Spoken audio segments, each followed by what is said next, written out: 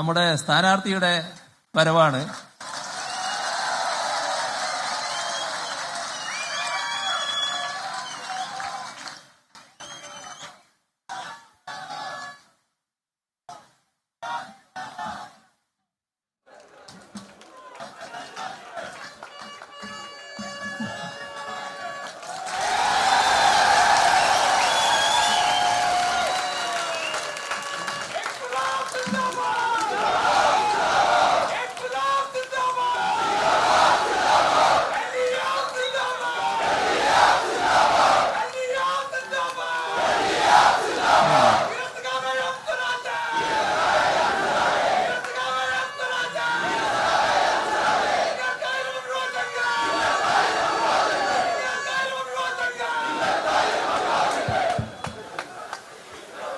ഞാൻ ഈ പറഞ്ഞ രീതിയിലുള്ള ഒരനുഭവം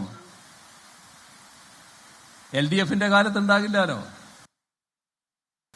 LDFന്റെ മന്ത്രിസഭയുടെ ഭാഗമായും ഉണ്ടാകില്ലല്ലോ. അതാണ് പ്രത്യേകത. അഴിമതി സ്വയമേവ കുറയുന്നതല്ല. അഴിമതിയുമായി ബന്ധപ്പെട്ട കാര്യങ്ങളിൽ ഭരണത്തിന് നേതൃത്വം കൊടുക്കുന്ന മുന്നണിക്ക് കൃത്യമായ നിലപാട് വേണം. അതാണ് LDFനുള്ളത്. എല്ലാ കാര്യങ്ങളും സുതാര്യമായി നടക്കണം. ഇവിടെ 2016 മുതൽ 2021 വരെ അധികാരത്തിലിരുന്ന LDF സർക്കാരിന് തുടർഭരണം ജനങ്ങൾ സമ്മാനിച്ചു. ആ തുടർഭരണത്തിന്റെ പ്രത്യേകത നോക്കണം. മുൻകാലങ്ങളിൽ സംഭവിച്ചിരുന്നത് കുറച്ചു കാലമായിട്ട് നമ്മുടെ നാട്ടിൽ നടന്നു വന്ന കാര്യം, ഒരു ഘട്ടത്തിൽ ഒരു മുന്നണി, അടുത്ത ഘട്ടത്തിൽ വേറൊരു മുന്നണി. LDF നാടിനോട് പ്രതിബദ്ധത ഉള്ള മുന്നണി എന്ന നിലക്ക് നാടിന്റെ വികസനത്തിനാവശ്യമായ